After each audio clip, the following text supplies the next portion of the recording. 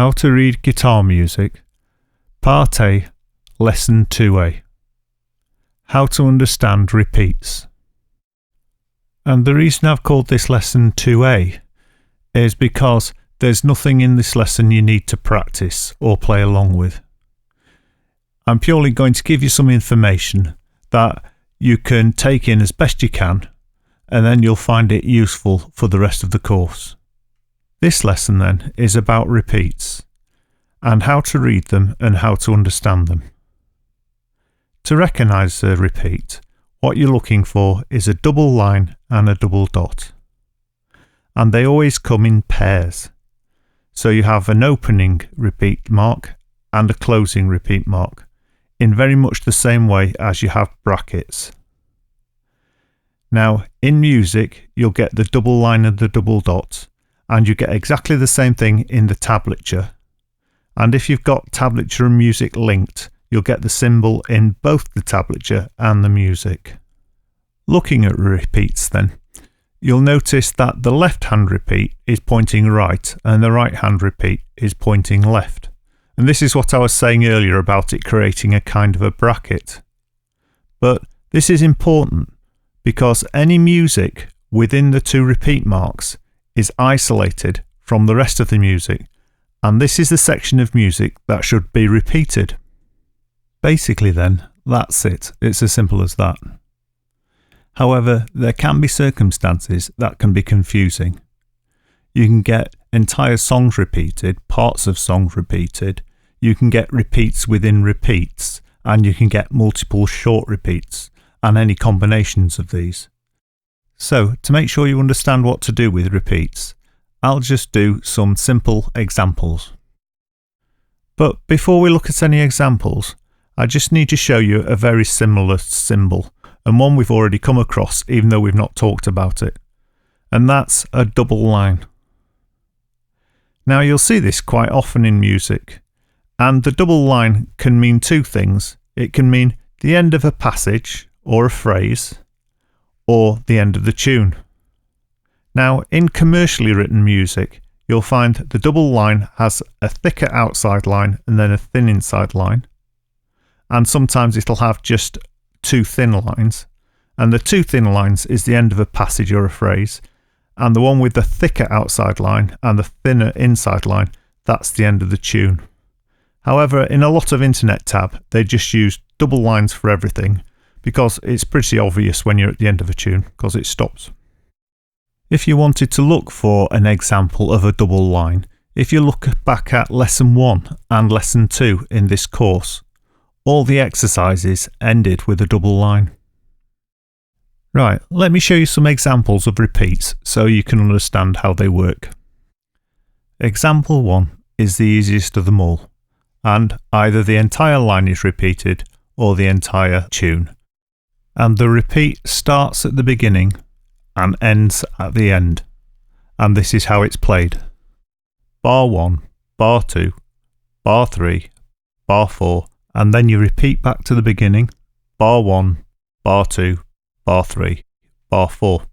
So you simply play the entire line with repeats around it twice. Example 2. In this second example, there's only a part of the line or the tune being repeated.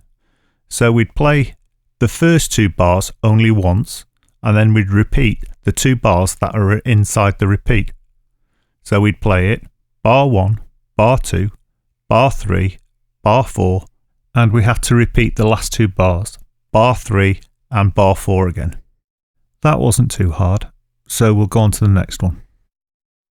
Example 3. Example 3 has got a repeat in the middle of the tune or in the middle of the line. So this means you play the first bar once and you play the last bar once, but the two middle bars you play those twice. And you'll also notice in this particular exercise it finishes with a double line. So we'd play this bar 1, bar 2, bar 3, repeat bar 2, bar 3, bar 4. Again, hopefully that was easy enough to understand. Example 4. As you'd expect, example 4 is the most difficult one to understand. And what we've got here is a repeat inside a repeat. And to play this, we obviously have to repeat the line. However, when we repeat the line, we also have to repeat the repeat within the line. And what this means is bar 2 and 3 will be played 4 times in total, whereas bars 1 and 4 are only played twice. Let me demonstrate that to make it clearer. We play bar 1, bar 2 and bar 3. We hit the repeat and go back to the inner repeat. So we play bar 2 and bar 3 again, then we go to bar 4.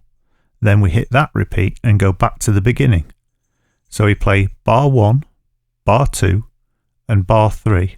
Repeat bar 2, play bar 3 and go to bar 4. So here's that again. Bar 1, bar 2, bar 3, bar 2, bar 3, bar 4, bar 1, bar 2, bar 3, bar 2, bar 3, bar 4. And that's quite difficult to explain, so I hope you understand it. Remember though, because these examples are short and sweet, they are simplified. In a real tune, the repeats might go over several pages. So the repeat might open on one page, and then 3 pages later, it might close, so you've got to go back 3 pages. And this is where it can get a little confusing, especially if you've got repeats within that repeat. If you understood all this and you're happy with it, that's brilliant. However, if you want to just study it a little longer, you can see the ebook at ebooks4guitar.com, and it's free to view there online, and it's in the Learning to Read Guitar Music section. Thank you very much for watching, and I do hope you enjoyed this video. And if you did, please like and subscribe and hit the bell, and then you'll be notified when I upload new videos. And I'll be uploading lesson 3 fairly soon.